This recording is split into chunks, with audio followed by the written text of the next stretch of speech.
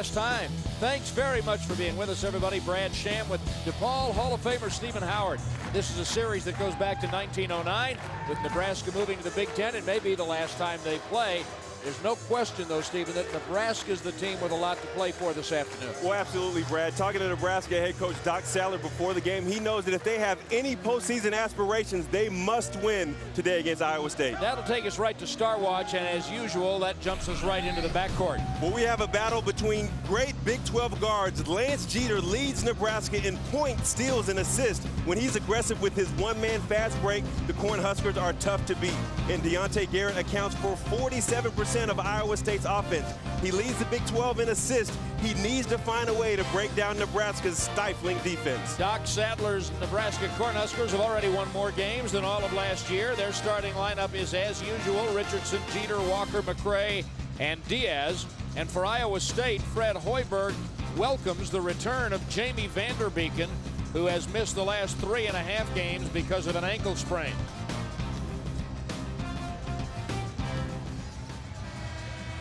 Referee today is Ted Hillary. The umpire, John Hampton, approaching the center circle with the basketball, and Anthony Jordan, the other umpire.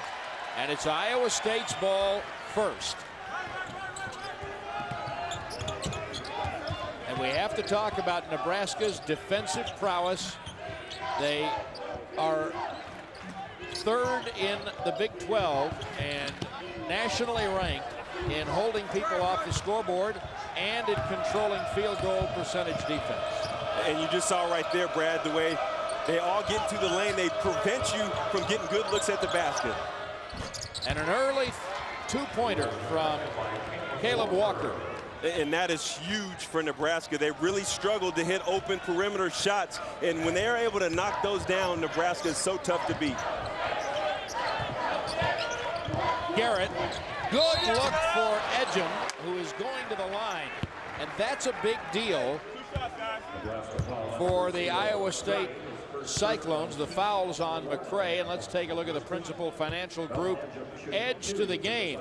Well, sorry, Brad, but for Nebraska, it's turnovers. They had 17 turnovers against Kansas State that equaled into 24 points. And for Iowa State, they have to control the paint against the bigs of Nebraska if they want to come out on top today at Hilton Coliseum. Edgem makes the first free throw. He's a 70% free throw shooter. These are both very good foul shooting teams, which makes getting to the line imperative.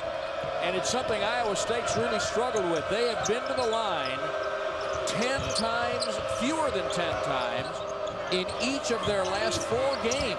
You're right, Sham, and that was huge, them getting to the line that early. It wasn't until 5:20 against Texas that they finally got to the line in the second half, so they're striking early in the paint. Jeter striking early from long range for the Huskers. And talking to Coach Doc Sadler, he thinks that if they can hit 7 to 8 three-point shots, they'll be able to win this game, so that is huge for Nebraska. Christopherson missing, and Jeter in transition. One of the big keys for Iowa State is corralling Jeter in fast break. Once he gets ahead of steam and gets attacking the rim, he's tough to stop. There is a battle going on down there between Vanderbeeken and Diaz that is worth the price of admission all by itself in the low post. Well, that's one of the things Nebraska wants to do is get Vanderbeeken into foul trouble. He fouled out in Nebraska, so with Vanderbeeken on the bench, momentum clearly goes to Nebraska. And that game between them was the first game of the Big 12 season, and the Huskers won it by 1 point on a free throw by Lance Jeter with 0.4 of a second left. And that's a loss that's still bothering Iowa State, probably keeping Coach Hoiberg a lot of sleepless nights. This is one that they feel they have to get, that they deserve. Stop and pop for Christopherson for 3. First field goal for the Cyclones. And that's where Deontay Garrett is so dangerous. Always has his head up, always looking for his man Christopherson on the wing. And when Christopherson has a little bit of daylight, he's going to let it fly, and most often will make it.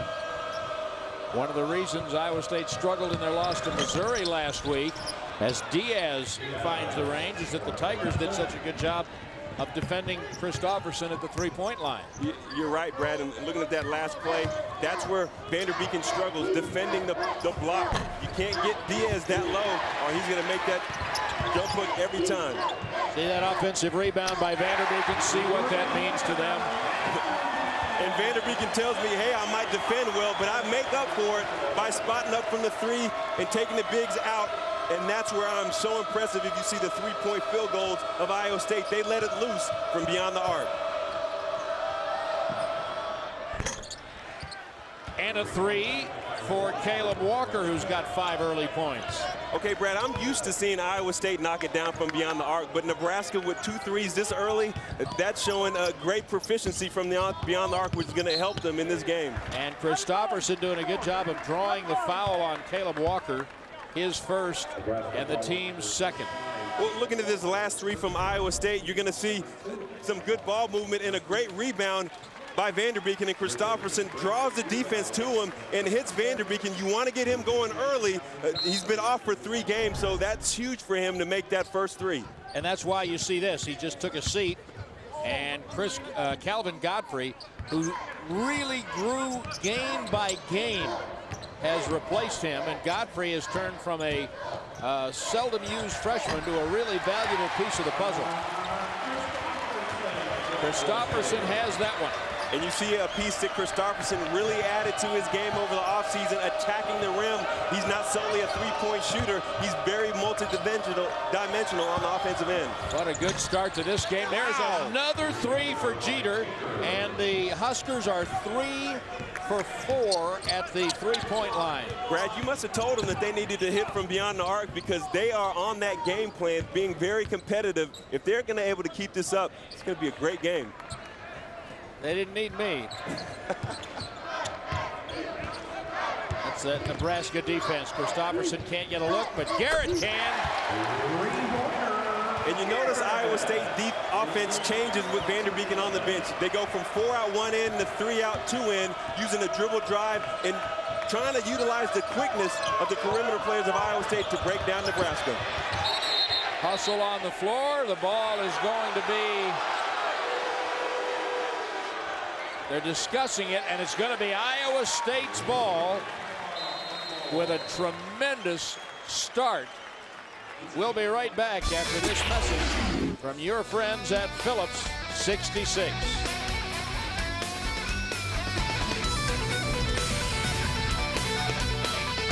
Is averaging 5 threes a game in their last 4. They've already got 3 today. Well, normally with Nebraska, you're looking at a defensive struggle, but Nebraska's showing early that they can rock with the firepower from beyond the arc of Iowa State with 5 threes between both teams. And this game is going to turn into a shootout the way both teams are shooting early in this game. There's a good look at Lance Jeter, who has 2 of the 3-point baskets for Nebraska. Well, what's interesting to me is Nebraska has 9 losses when the opposing team has 70 points or plus. And right now they're showing that they have the firepower to stay with Iowa State with their 3-point prowess. Yeah, 70 is a big number for Nebraska that way. Christopherson. And on the other side, 70 is just a walk in the park normally for Iowa State offensively. When they've been held under 70, it's happened to them 9 times, and they're 2-7. Right. Christopherson is rebounded by Jeter.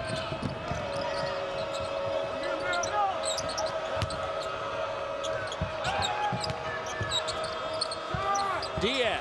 Oh, hello. Another precinct heard from. You know, the other side of that 70-point coin, Stephen, is that Nebraska has only allowed 70 points or more 4 times all year, and when they do, they're 0-4. Exactly, and that just shows their stifling defense, and they prevent you from getting good looks at the basket. You see Deontay Garrett with a brick from beyond the arc, but they want the game to be somewhat in the 60s in order to be the tempo that they like.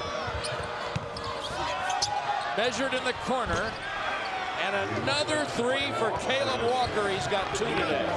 And Caleb Walker is a very capable three-point shooter. In Big 12 play, he's shooting 54% from the field, and he's been streaking of late, so they got to get a hand up and contest those shots. Garrett almost had another one of those assists, but it was Walker who got in the way of the pass intended for Edgem down low. And now you see subs come in. The blonde-haired youngster from Nebraska, number 31, Drake Baranek. There he is, as Edgem has a seat, and Vanderbeeken is back in for the Cyclones. And you're going to notice a lot of 3-minute bursts for Vanderbeeken. They're really worried about his shape being out for 3 games. On the other hand, Nebraska wants to go at Vanderbeeken knowing that he's not going to be as in shape and knowing that he is foul prone. Well, keep an eye on that battle down to the low post. You can see Baranek and Vanderbeeken. And look at the move by Garrett. Rebound by Jeter. And this is when Jeter's so tough.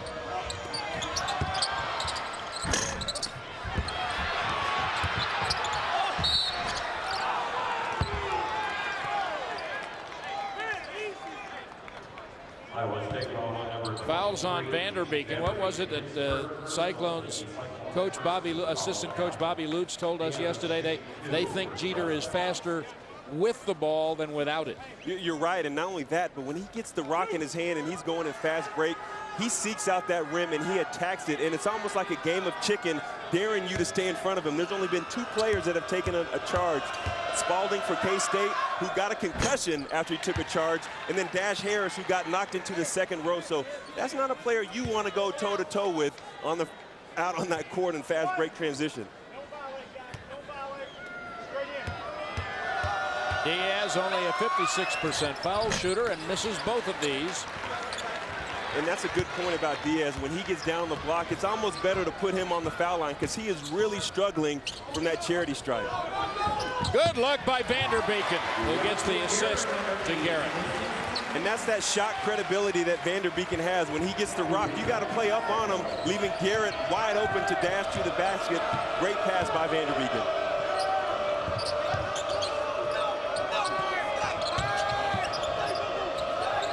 Walker's been dangerous out there. Jeter to Walker.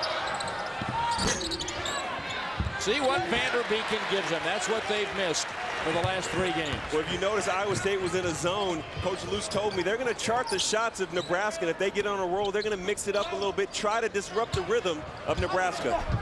Diaz with a blocked shot on the Godfrey attempt.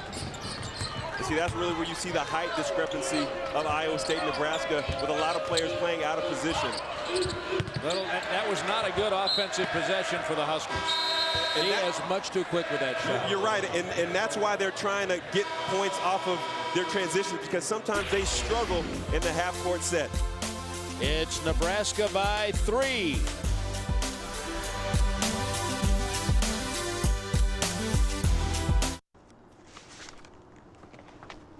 Hey, Ovi. Hey, what's up? What are you doing? I'm Doug Bell in Studio 66, number 21 Mizzou at Kansas State. Wrap it up. Check this out. Inbounds pass to Rodney Magruder. Wide open. K-State pulling away. 78-65, 40 seconds remaining. Brad, nobody's playing better right now than Kansas State. They are on a roll. Doug, I was talking to Doc Sadler about them just before this game, and because they lost and played very well against the Wildcats on Wednesday, 2 two-point halves. And I said, why are they playing so much better? Stephen Doc thinks Kansas State's changed their offense, and that has triggered everything for them. But I will tell you, there's no team as understanding Texas and Kansas. There's no team as dangerous and hot in the Big 12, in my opinion, right now, as the Kansas State Wildcats. You know where it changed for me? You remember when Tim Tebow from Florida had that long speech about we're not going to lose? Yeah. Well, Jacob Pullen said, I'm not going to play in the NIT. And after that, he put that team on his back, and he has willed them to win. And that was as an important statement this year in college basketball as anything that I've seen. Well, there's something to watch. Big Monday, they'll be in Austin against Texas on Monday night on ESPN. Here's Godfrey.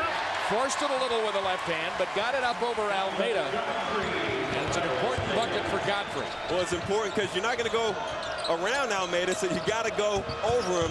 A good move by Godfrey down the block. We have the 2 Big 12 newcomers of the week from last week in the game. Number 32, Almeida for Nebraska, Big Andre Almeida, and Jake Anderson, number 5 for Iowa State.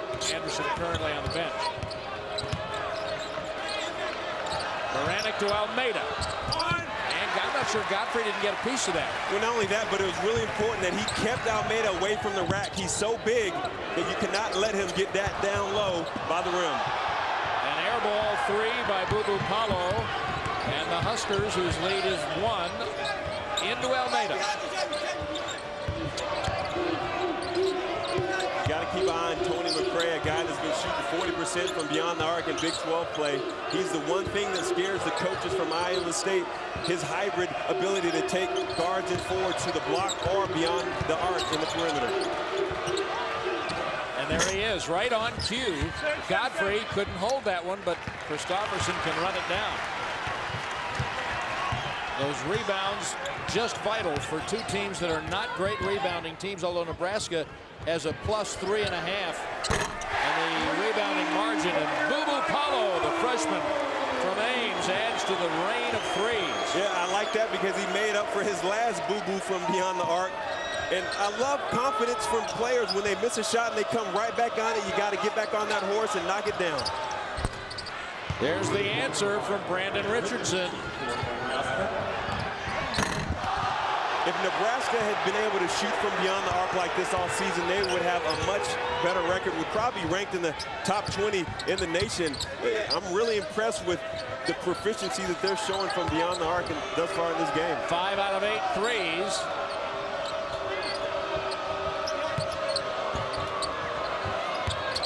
McCray, Vanderbeeken, good job on him, but McCray all the way. And that's that ability that McCray has. He can knock it down from beyond the arc, and then he took Vanderbeeken to the rack using his quickness and shot-making ability. Great move by McCray. A wide-open Paulo. What's really impressing me about Iowa State on the offensive end is the way they're moving the basketball. It gets into Vanderbeeken. The ball does not die in his hand. He's been hitting Bubu Paulo a couple times, and Paulo has been making them pay, knocking down jumpers.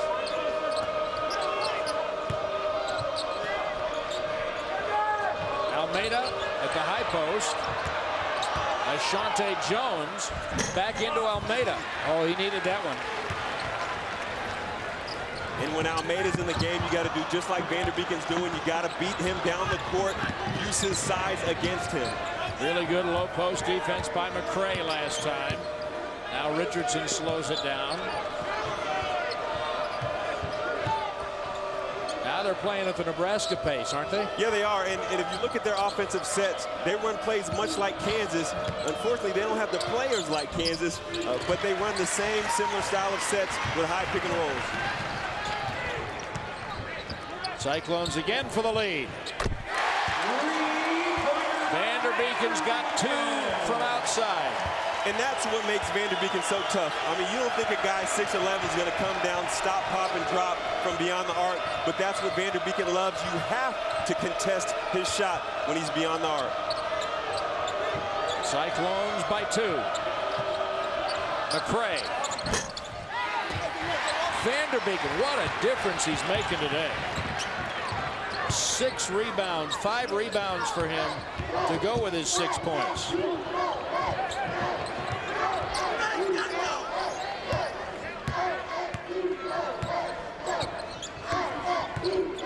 Christopherson backs out.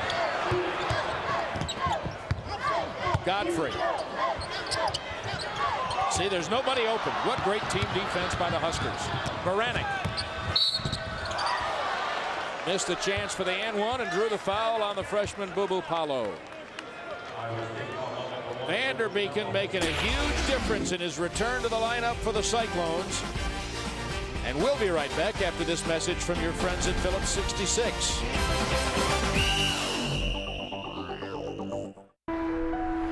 Cyclones leading the Huskers by 2 with 7:02 remaining. And here are the Big 12 standings right now. You see Nebraska and Iowa State. That's reflective, though, of Kansas State beating Missouri this afternoon. So they're in a virtual tie now for the 4th seed in the Big 12 going into the tournament. And we're going to take a look at a potential finalist for the Cap One Cup Impact Performance of the Week. I nominate Jacob Pullen. Yeah, I'm right there with you. I mean, nobody down the stretch has played better than Jacob Pullen for his team. I mean, clearly the MVP for K-State. You can log on to CapitalOneCup.com to vote for this week's Impact performance. And an impact by Drake Baranek, the senior from Ravenna, Nebraska, with those 2 free throws. As you see Baranek have a seat and Caleb Walker come back into the game. You know what worries me for Missouri is normally that style of play is conducive on the road. But this year, only winning at Iowa State, you know, when they get into the tournament, that neutral court, you would think that style would be positive for them, but they're really struggling to find their way away from their home court. Yeah, they are. But Kansas State, now they've got some momentum going into the Big 12 tournament. What a game that's going to be against Texas Monday night. Well, yeah, and all those people who were jumping ship for Coach Frank Martin, clearly he knew that they were going to go through some bumps and bruises during the season, but he's got them ready to play right when he needs to. I don't know if he knew that it was going to go as far down as it did and then come back like this, but we'll say he did. You're right. I don't think he knew he was going to have all those sleepless nights either. But, hey, it's not how you start, it's how you finish. Good look at the coaches here, Fred Hoiberg and Doc Sadler. It is Nebraska and Iowa State deadlocked at 25. Jeter.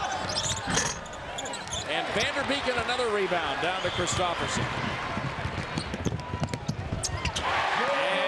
Slice and dice for Jake Anderson. And that's huge for Iowa State. Jake Anderson, really a point guard, playing the 3, undersized, the heart and soul of this team. But when he's able to get it going offensively, it helps them, and it helps take the pressure off of them in half-court sets. You just saw that graphic on how hot Nebraska has been. Diaz, big rebound for Jorge Brian Diaz. He has 6. Well, hot's not the word, Brad. I mean, they're shooting 63% from beyond the arc.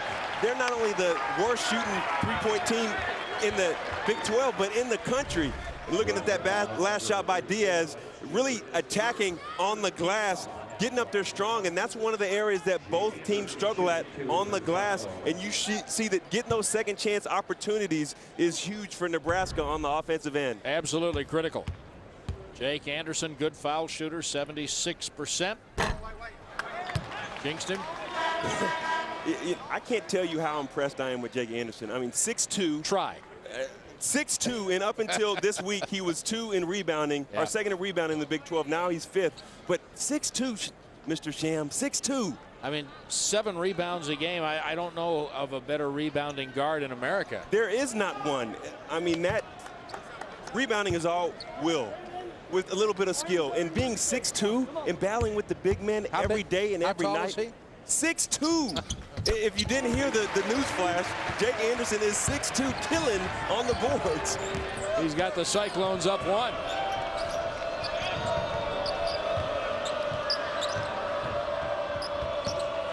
Walker to Jeter. There's our star watch right there.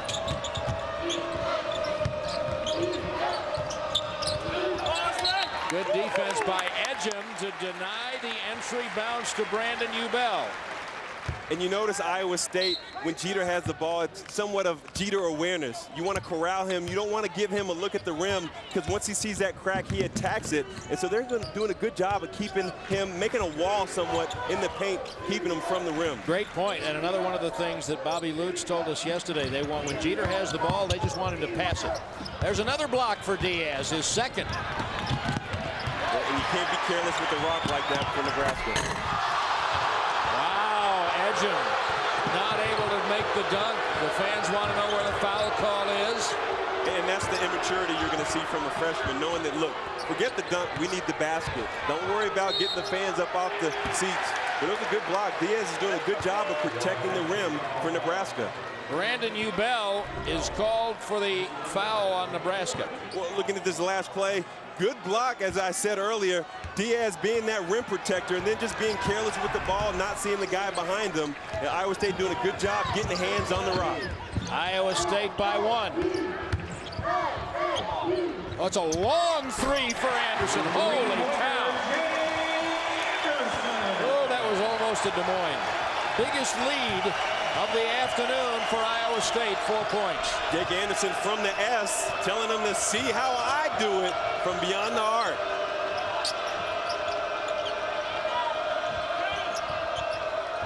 And the fans cranked up for the Cyclones now. Look at Vanderbeek and deny Diaz. but Jeter doesn't care. 3 threes for him.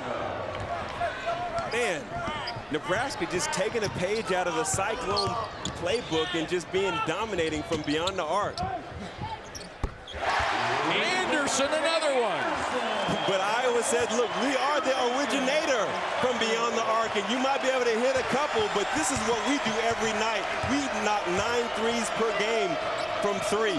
So we can do this all night long if you want to make this a shootout. And that is playing right into Brer Rabbit's hands that way. You're right about that, especially at home. Iowa State wants to get it up and down the court. Diaz, look at a triple team on him. Someone's open. Garrett comes away for the Cyclones, and Jeter denies the break. Boy, he looked like the wide receiver he was at the University of Cincinnati on that play, didn't he? You're right about that. He just went up, saw the ball into his hands, and went for pay dirt. Would that be a pick 6? If he'd scored. Richardson. His second 3. Okay, I'm confused out here about this scoring because Nebraska does not shoot the rock like this, and they are lights out from downtown. This is a great display of shooting by both teams, Brad. They are 7 of 11 for 63%. That's 3-point range. 48% for the game overall. I mean, you can see the intensity that Nebraska's bringing to this game. They know that they must win this in order to have some postseason chances. Edgem on the board for the Cyclones.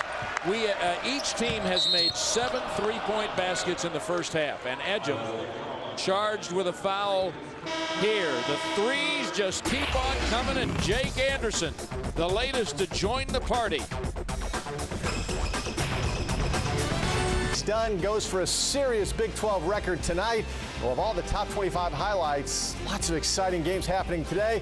Brad, Stephen, we'll be with you in a few minutes. Well, we'll look forward to that, Doug. And meanwhile, we're going to try to help you understand why Stephen said he was confused by this barrage of 3-pointers. Nebraska, with 7, they have only had as many as 10 in a game once all year. And as Stephen said, it's Iowa State's game. They also have 7, but their high is 14. They've had double-figure threes 12 times this year. Right, we're right on pace for what Iowa State normally does, but Nebraska only takes 16 per game. They average only 5 makes. With 7, they're only 2 above that. They are eclipsing their normal shots from beyond the arc. The bad news for them is they're down 3. Right, but they're in the game, though, so that's all both of these teams want to be in the game with 5 minutes left to go in the game. That's Jeter. Leaving it for Christopherson. And Iowa State's really done a good job for the most part of controlling Jeter, not letting him get out of control in the fast break and attacking the rim. If they're able to do that for this game, they're going to have a great shot at winning. Good job of staying with Garrett by Baranek there, and of staying with Christopherson by Caleb Walker. He just did not let him have any breathing room on the 3-point line, and a nice move underneath. And look at Nebraska on the boards. It's Ubell coming away. The block by Godfrey. 3 on 2. Foul on Diaz.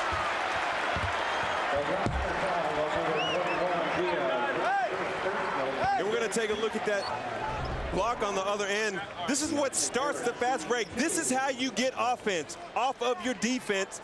Another look at it. Godfrey just times it perfectly, looking like an Olympic volleyball player. He blocked that with his elbow, and this is the way it ends on the other end. Garrett jumping into the body of Diaz. That's how you negate a shot blocker. Now he's on the charity stripe. And this is not the guy they want on the line. Deontay Garrett leads the Cyclones in conference play at 89% from the line. And he's a shot